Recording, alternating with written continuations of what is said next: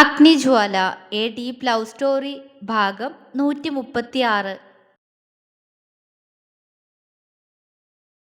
കിച്ചുവിന് ജാമ്യം കിട്ടില്ല അംബികെ. ഹോസ്പിറ്റലിൽ നിന്ന് ഡിസ്ചാർജ് ആയ നേരെ കോടതി, പിന്നീട് നേരെ ജയിലിലേക്ക് മാറ്റും. ഒരു നിശ്വാസത്തോടെ കേശവൻ ചെയറിലേക്ക് ഇരുന്നുകൊണ്ട് പറഞ്ഞു. രാജനും അയാൾക്ക് അടുത്തായി എന്തോ ആലോചനയോടെ ഇരിക്കുന്നുണ്ട്. അംബിക കരഞ്ഞു തളർന്ന് തിണ്ണയിലേക്ക് ഇരുന്നു പോയി. അത് കണ്ട് ഒരു പുച്ഛച്ചിരിയോടെ പൊന്നു തൂണിൽ ചാരി നിന്നു. അരുന്ധതിയുടെയും സുരഭിയുടെയും മുഖത്ത് ഒരു പേടിയുണ്ട്. ഈശ്വര, സുരഭിയും കിച്ചും കൂടിയുള്ള പ്ലാനായിരുന്നു ഇതെന്നെങ്ങാനും അഗ്നി അറിഞ്ഞ. അരുന്ധതി നെഞ്ചിൽ കൈവച്ചു പോയി. അവർ അവളെ ഒന്ന് നോക്കി. ആകെ ഭയമാണ് സുരഭിയുടെ മുഖത്തും. എല്ലാവരെയും സൂക്ഷ്മമായി നിരീക്ഷിക്കുന്ന പൊന്നൂന്റെ കണ്ണുകൾ സുരഭിയിലും അരുന്ധതിയിലും മാത്രമായി തങ്ങി നിന്നു. അവരുടെ മുഖത്തെ പേടി കണ്ട് അവളുടെ നെറ്റി ചുളിഞ്ഞു. അവൾ അവരെ തന്നെ ഉറ്റുനോക്കി. എന്താടി? പൊന്നൂന്റെ നോട്ടം കണ്ട് അരുന്ധതി ചോദിച്ചു. എല്ലാവരുടെയും നോട്ടം അവളിലേക്ക് മാത്രമായി. അല്ല, നിങ്ങളുടെ രണ്ടാളുടെയും മുഖം എന്താ വല്ലാതെ? ആകെ ഒരു ടെൻഷൻ പോലെ. സ്വന്തം ഏട്ടൻ ജയിലിലാവുന്നതിന് എനിക്കില്ലാത്ത ടെൻഷനാണല്ലോ നിങ്ങൾക്കൊക്കെ. പൊന്നു അവരെ ചൂഴ്ന്നു നോക്കി. ആ നോട്ടത്തിൽ അരുന്ധതിയും സുരഭിയും പതറിപ്പോയി. സുരഭി പെട്ടെന്ന് അകത്തേക്ക് കയറിപ്പോയി. ആരോടും ഒന്നും മിണ്ടാതെ അരുന്ധതിയും അകത്തേക്ക് നടന്നു. പൊന്നൂന്റെ കണ്ണുകൾ വല്ലാതെ ചുരുങ്ങി. ഉള്ളിലെന്തോ ഒരു സംശയം മുളപൊട്ടി. രാത്രിയിൽ അഗ്നി ബാൽക്കണിയിലാണ്. അവൻ സൂര്യയോട് ഫോണിൽ സംസാരിക്കുകയാണ്. സൂര്യ അഗ്നിയോട് കിച്ചുവിന്റെ കണ്ടീഷനെല്ലാം പറയുന്നുണ്ട്. കിച്ചുവിന്റെ ഹെൽത്ത് നല്ല വീക്കാണ്. അഗ്നിയുടെ മർദ്ദനത്തിൽ കിച്ചുവിന്റെ ഷോൾഡർ ഇറങ്ങിയിട്ടുണ്ട്. ചുമരിലേക്ക് അവനെ എടുത്തടിച്ചതുകൊണ്ട് തന്നെ നട്ടെല്ലിനും പരിക്ക് പറ്റിയിട്ടുണ്ട്. നിവർന്നു നിൽക്കാൻ അവന് കഴിയുന്നുണ്ടായിരുന്നില്ല. ആകെ കൂനി നിൽക്കുന്നത് പോലെയാണ് അവന്റെ അവസ്ഥ. ബോട്ടിൽ വെച്ച് തലയ്ക്ക് കിട്ടിയ അടിയിലും നല്ല പരിക്ക് തന്നെ ഉണ്ടായിരുന്നു. കസേര വെച്ച് കാലിൽ വീശിയടിച്ചത് കൊണ്ട് തന്നെ കാലുകൾ ഒടിഞ്ഞിട്ടുമുണ്ട്. ഒരു കാലിൽ കമ്പിയിടേണ്ട അവസ്ഥയായിട്ടുണ്ട്. ശരീരമാകെ ഗുരുതരമായ പരിക്ക് തന്നെ സംഭവിച്ചിട്ടുണ്ട്. അവനെ പിടികൂടുന്ന സമയത്ത് പറ്റിയതാണെന്നാണ് സൂര്യ ഐജിക്ക് എക്സ്പ്ലനേഷൻ നൽകിയത്. കിച്ചുവിനെ പബ്ബിൽ നിന്ന് അറസ്റ്റ് ചെയ്ത് പോലീസ് ജീപ്പിൽ കയറ്റിയ സമയത്ത് തന്നെ അവന്റെ ബോധം മറിഞ്ഞതുകൊണ്ട് അവനിലൂടെയുള്ള മറ്റന്വേഷണമൊന്നും ഉണ്ടായിട്ടില്ല. ആരെങ്കിലും ചോദ്യം ചെയ്താലും ആരും അഗ്നിയുടെ പേര് പറയുകയില്ല എന്ന് സൂര്യ അഗ്നിക്ക് വാക്കുകൊടുത്തു. ഇനി അവൻ എൻ്റെ പേര് പറഞ്ഞാലും ഒരു കുഴപ്പമില്ല സൂര്യ, അഗ്നി ഗൗരവത്തോടെ പറഞ്ഞു. അങ്ങനെ അല്ല അഗ്നി, അത് വേണ്ട. അവന് നീ കൊടുത്തതെല്ലാം നിന്റെ പെണ്ണിന് വേണ്ടിയുള്ളതായിരുന്നു. പക്ഷെ ആ ഒരു കാരണം കൊണ്ട് ഈ ഒരു കേസിൽ നിന്റെ പേര് കൂടി വലിച്ചിടാൻ ഞാൻ ആഗ്രഹിക്കുന്നില്ല, സൂര്യ പറഞ്ഞു. അഗ്നി മൂളിയതേ ഉള്ളൂ. പക്ഷെ അഗ്നി പാതിബോധത്തിൽ ചരൺ പറഞ്ഞ ആ വാക്കുകള് അതെനിക്ക് മനസ്സിലാവാത്തെ. പെട്ടെന്ന് ഓർത്തതുപോലെ സൂര്യ പറഞ്ഞു. അഗ്നിയുടെ പുരികം ചുളിഞ്ഞു. അവനെന്ത് പറഞ്ഞു? അഗ്നിയിൽ സംശയം. അത് ഏതോ ഒരു പെണ്ണിന്റെ പേര് പറഞ്ഞു. അവളും കൂടി പറഞ്ഞിട്ടാ നിന്നെ അപകടപ്പെടുത്താൻ നോക്കിയതെന്നോ മറ്റോ ആണ് അവൻ പറഞ്ഞത്, സൂര്യ ആലോചനയോട് പറഞ്ഞു. പെണ്ണോ? ഏത് പെണ്ണ്? അഗ്നി അമ്പരന്നു പോയി. ഓ അഗ്നി, അവൻ ആ പെണ്ണിന്റെ പേര് പറഞ്ഞിരുന്നു. പക്ഷെ എനിക്ക് ഓർമ്മ കിട്ടുന്നില്ല. ചിലപ്പോ അബോധാവസ്ഥയിൽ പറഞ്ഞതായിരിക്കും, സൂര്യ പറഞ്ഞു. അഗ്നിയുടെ കണ്ണുകൾ സംശയത്താൽ ചുരുങ്ങി. പെണ്ണ് ആരായിരിക്കും? അതും എന്നെ കൊല്ലാൻ അവനോട് പറയാൻ?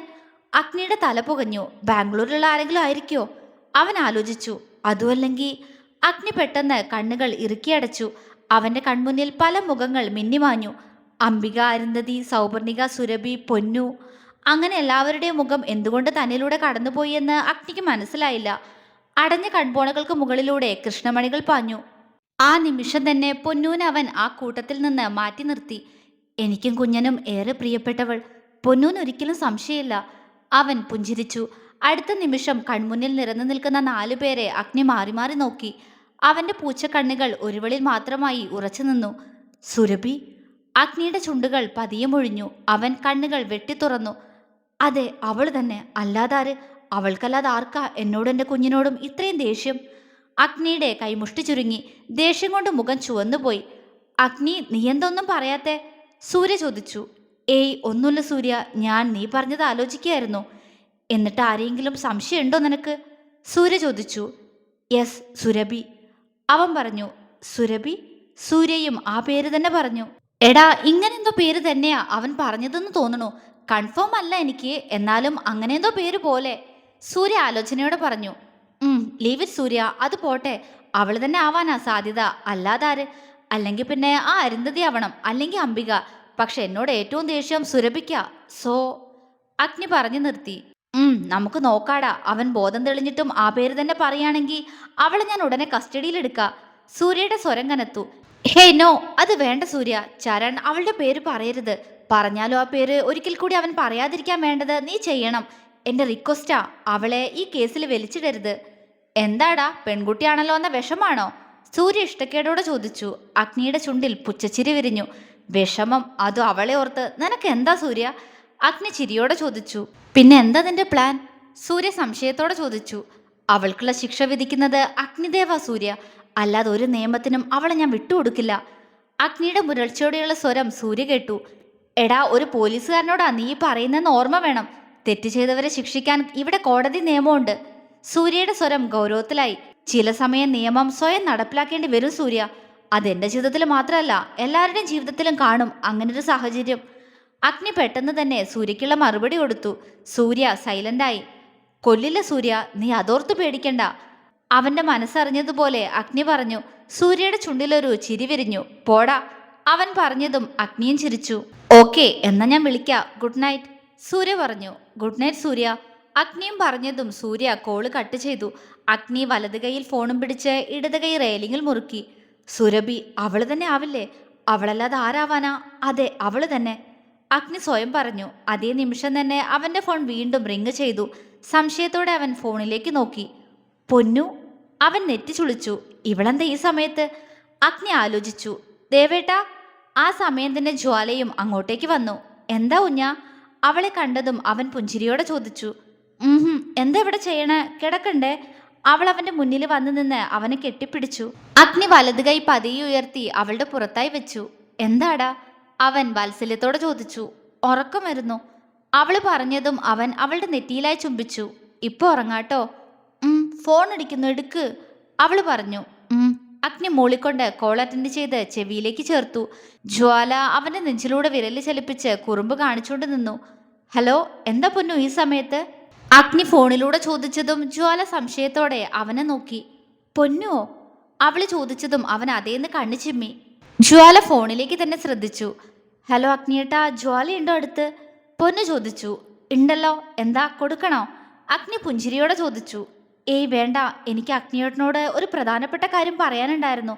ജ്വാല കേൾക്കണ്ട അത്, അവള് പറഞ്ഞതും അഗ്നിയുടെ മുഖം ചുളിഞ്ഞു. അവനൊന്ന് മൂളിക്കൊണ്ട് ഫോണിലേക്ക് തന്നെ ശ്രദ്ധിച്ചു നിൽക്കുന്ന ജ്വാലയെ നോക്കി. എൻ്റെ കുഞ്ഞ് അവിടെ പോയി കിടന്നോ, ഞാൻ ഇപ്പോൾ വരാം. അവൻ അവളെ തന്നീന്ന് അടർത്തി മാറ്റാൻ ശ്രമിച്ചു. എന്തിനാ? ഞാൻ പോവൂല.